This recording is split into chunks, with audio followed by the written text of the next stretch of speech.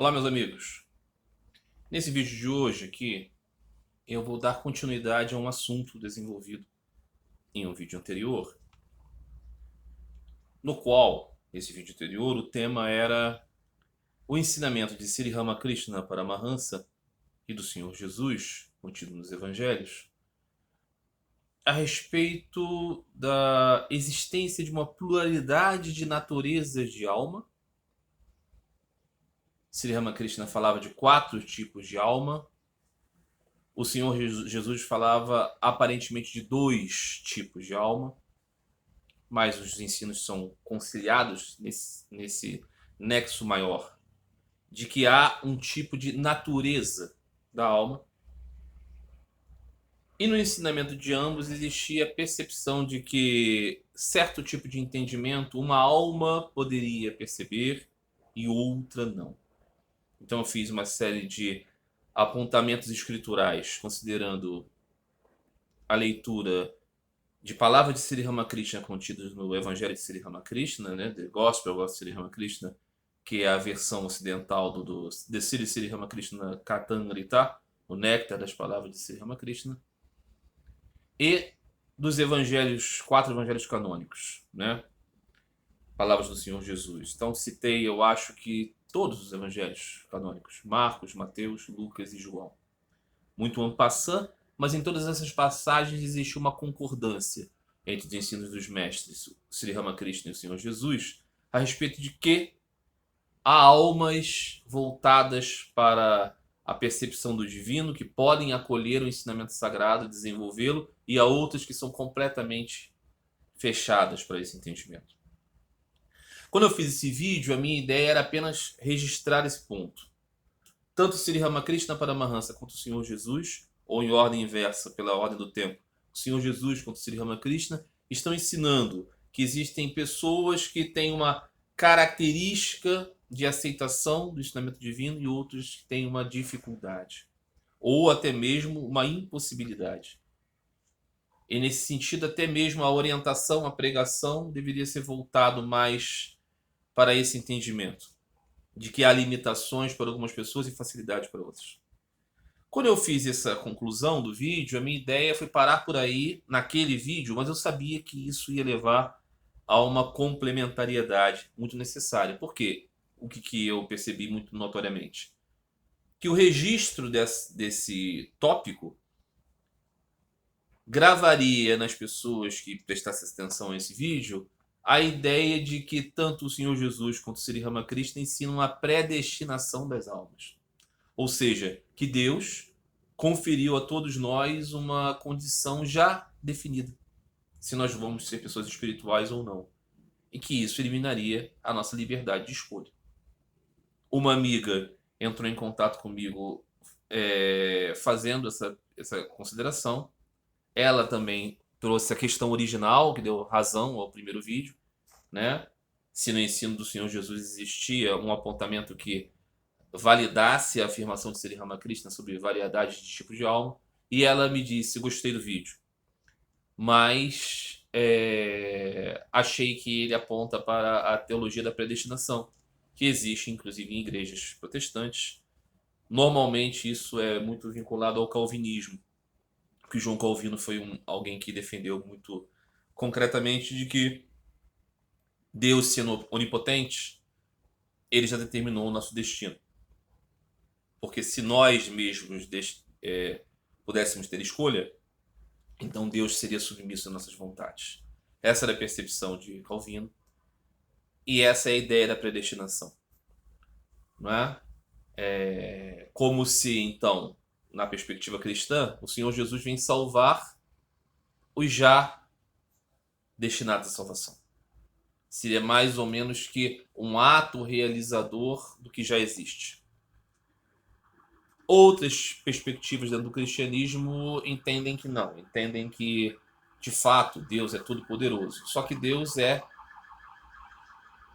por sua própria vontade, doador de nossas consciências. Então nós somos, pela vontade de Deus, capazes de escolher se queremos a sua graça ou não aproveitá-la.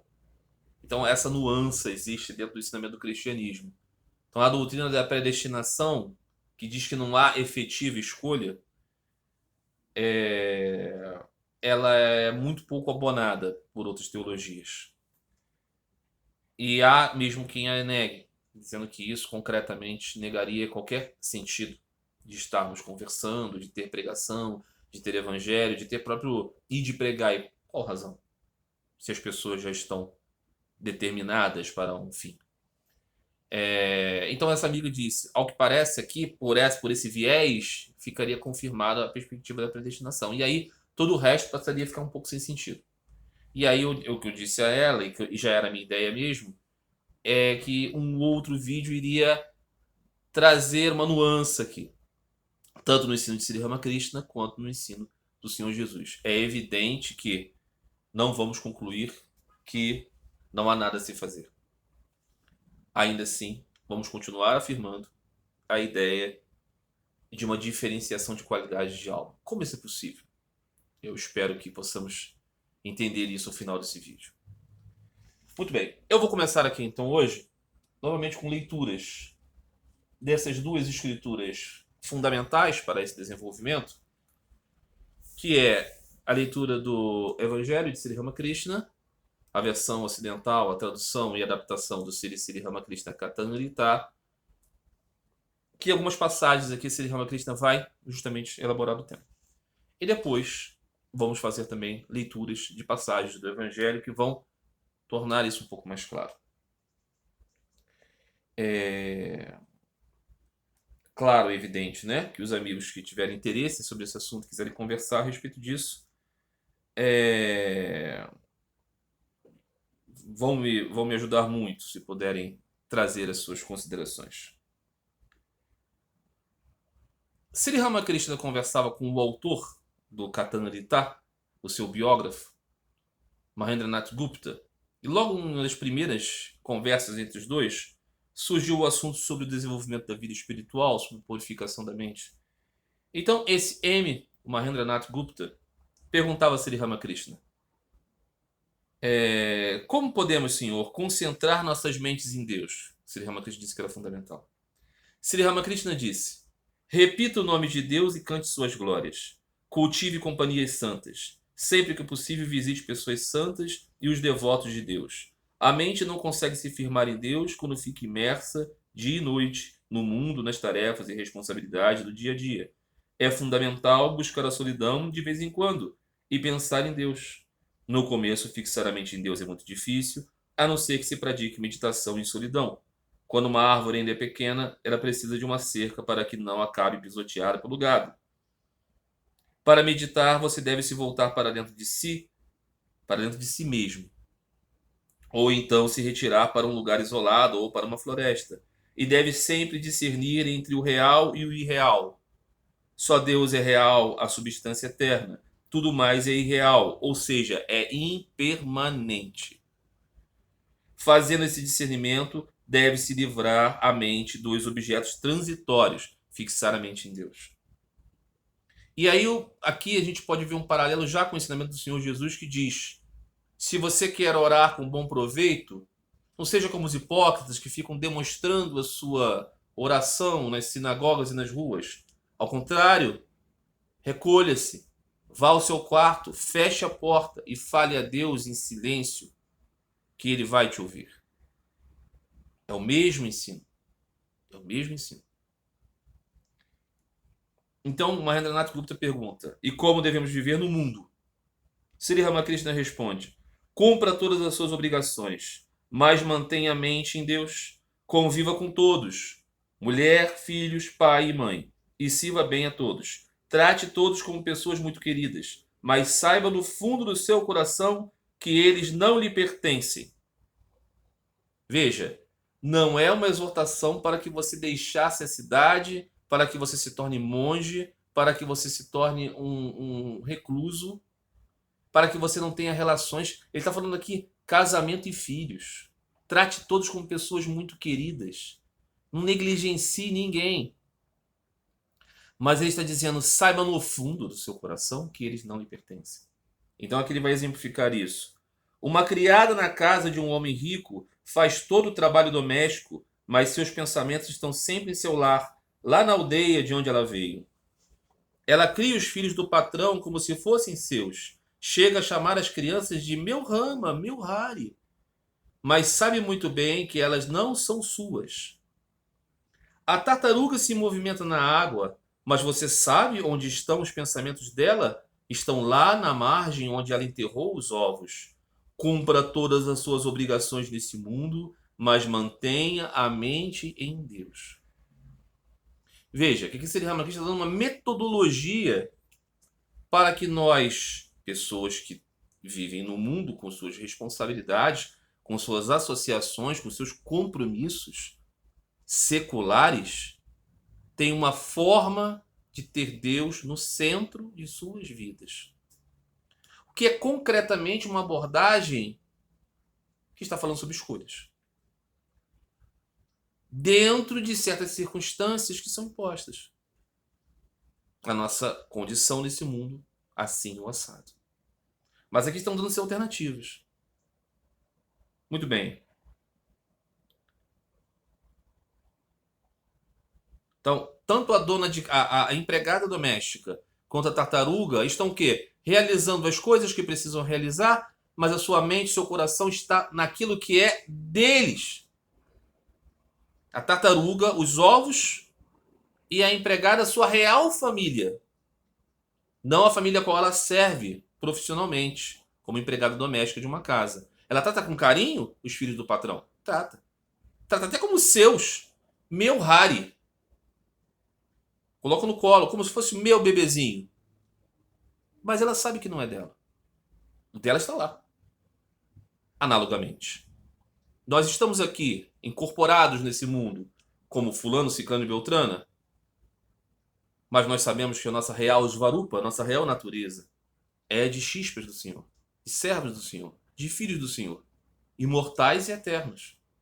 Então, se nós temos isso em mente, nós não vamos negligenciar nossas posições aqui como fulanos, ciclanos e beltranas, mas nós vamos lembrar disso muito vivamente. Se você entrar no mundo sem ter cultivado amor por Deus, vai se enredar cada vez mais. Vai ser esmagado por seus perigos, por suas dores e tristezas. Quanto mais pensar nas coisas mundanas, mais vai se prender a elas. Primeiro passe o óleo nas mãos depois de cortar a jaca, senão as suas mãos vão ficar cobertas com o leite pegajoso da fruta.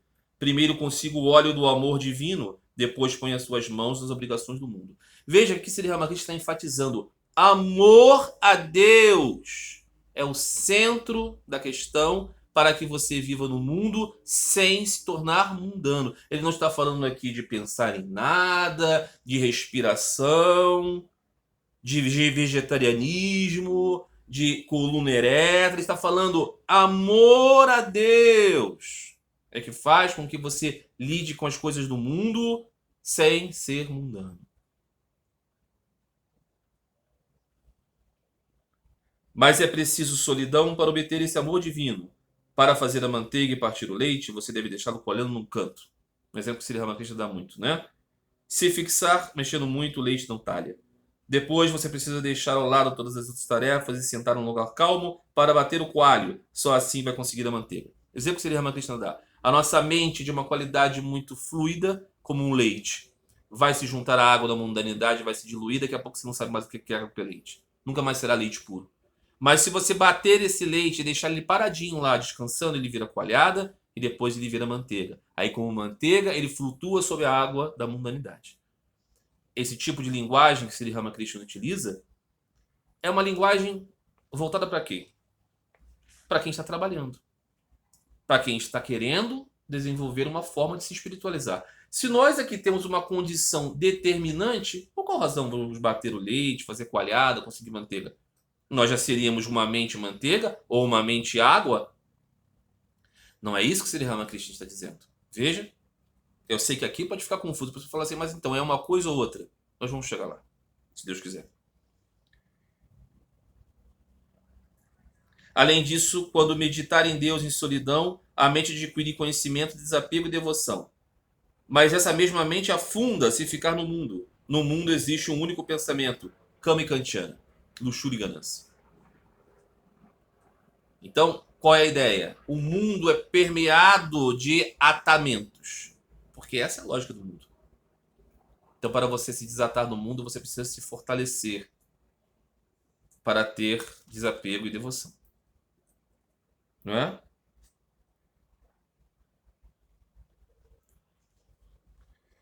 Muito bem. Ele fala a respeito disso.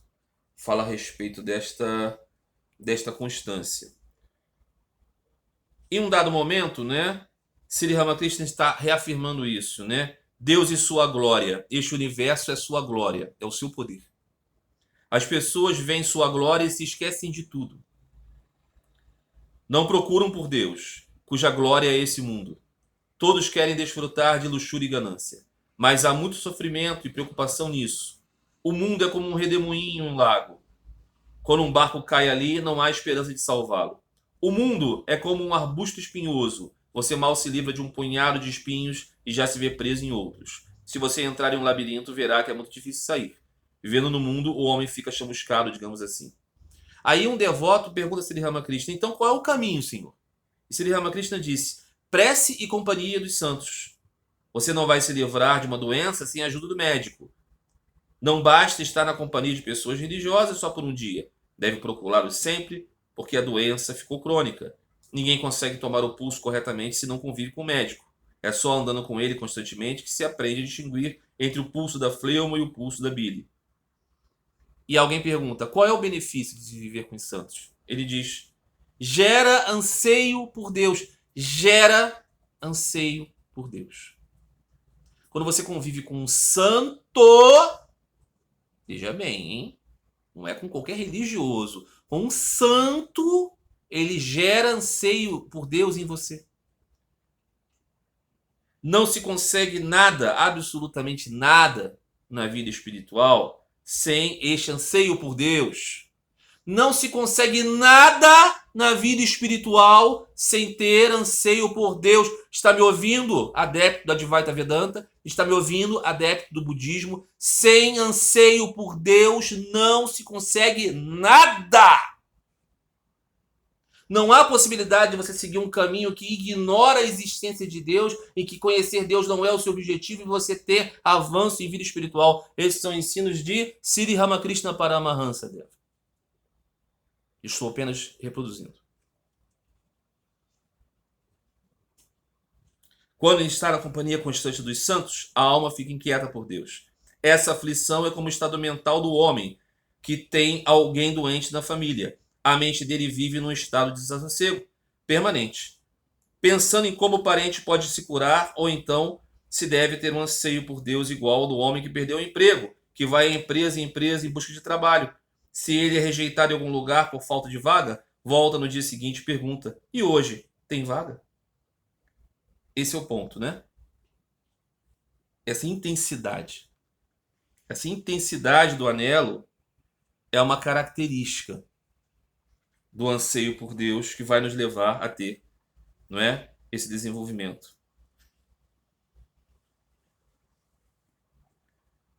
Sri Ramakrishna diz, em um determinado momento, sobre o anseio por Deus. O anseio ardente por Deus é como o amanhecer rosado. Depois do amanhecer vem o sol. O anseio ardente é seguido pela visão de Deus. Ou seja, quando você tem muito anseio por Deus, começa a se transformar a qualidade da sua mente. Há sinais de que Deus está vindo para você. Deus se revela para o devoto que se sente atraído por ele. Veja, porque Deus é um ente, né? É um ser.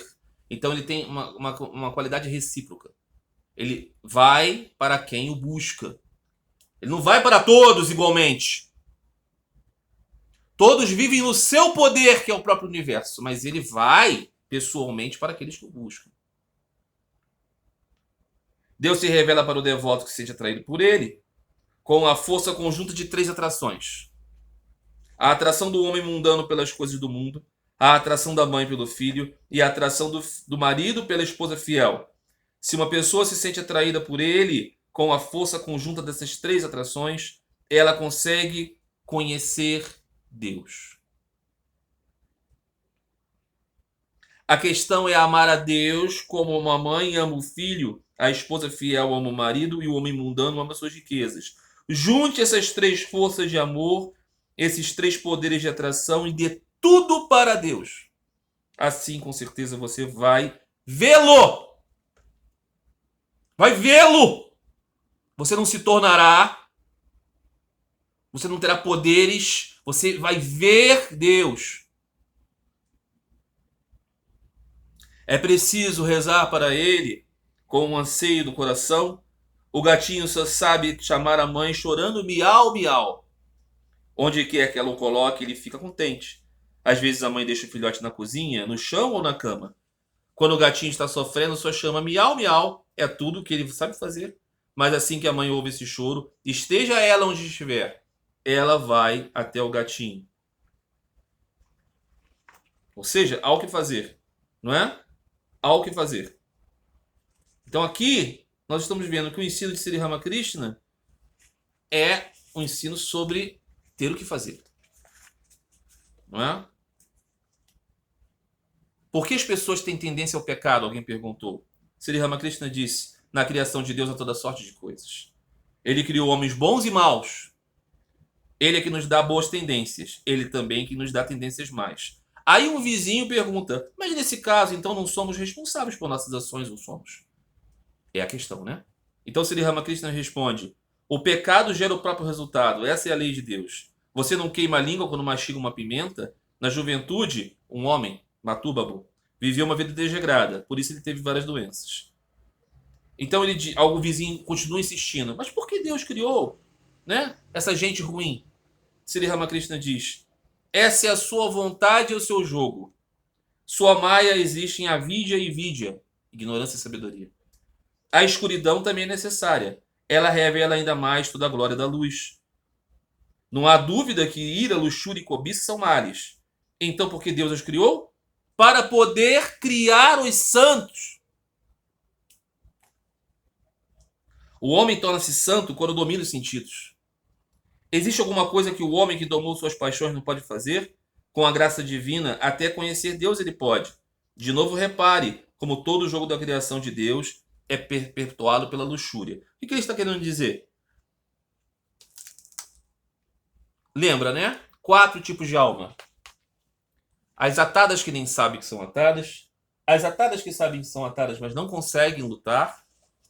As atadas que sabem que são atadas lutam e, pela graça de Deus, conseguem se livrar. E as que nunca foram atadas.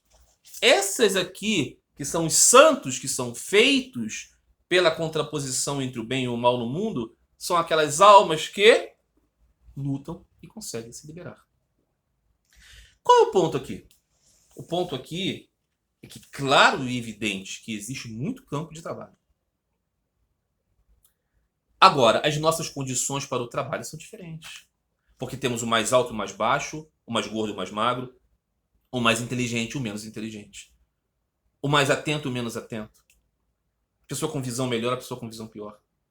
Qualidades e talentos e diferenças. Mas existe um campo de trabalho aqui. As duas afirmações são conciliares. Vamos ver aqui então o ensinamento do Senhor Jesus a respeito disso. Início do Sermão na Montanha, Mateus capítulo 5. Bem-aventurados os mendigos de espírito, porque deles é o reino dos céus. O que é um mendigo de espírito? É aquele que sabe que não tem nenhuma posse. Lembra que Sri Ramakrishna disse? Começa discernindo: Deus é o agente, eu sou seu instrumento. Deus é o proprietário, eu sou seu funcionário. Deus é o cocheiro, eu sou sua carroça. Mendigo. Bem-aventurados os que estão de luto, porque eles serão reconfortados. O que disse Sri Ramakrishna? Somos capazes de derramar riachos de lágrimas por amores perdidos, por dinheiro perdido, mas quando derramaremos uma única lágrima, porque não vimos Deus? Luto. Saber que esse mundo não tem solução.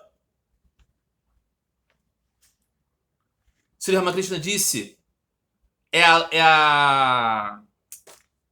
o imã cheio de lama, a agulha cheia de lama, que não consegue ser atraída pelo imã. Imã é Deus e a agulha somos a nossa alma. A lama é a luxúria e a ganância.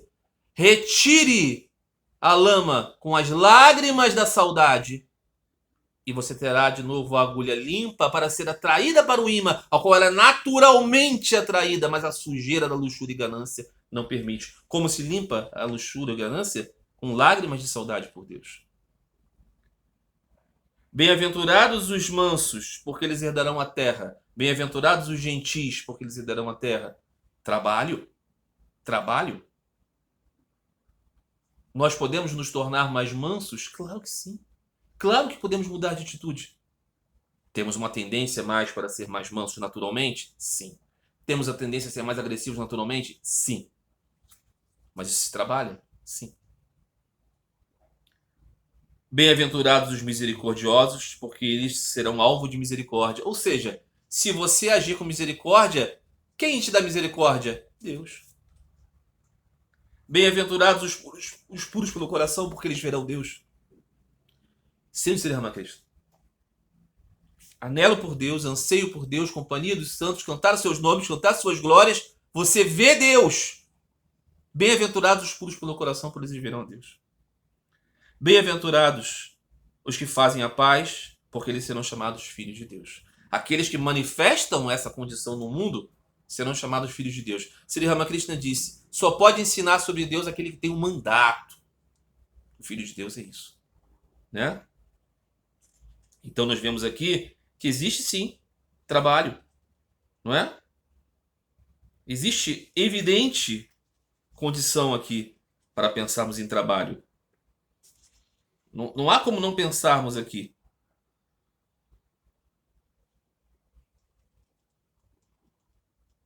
Quando o Senhor Jesus, por exemplo, fala, né?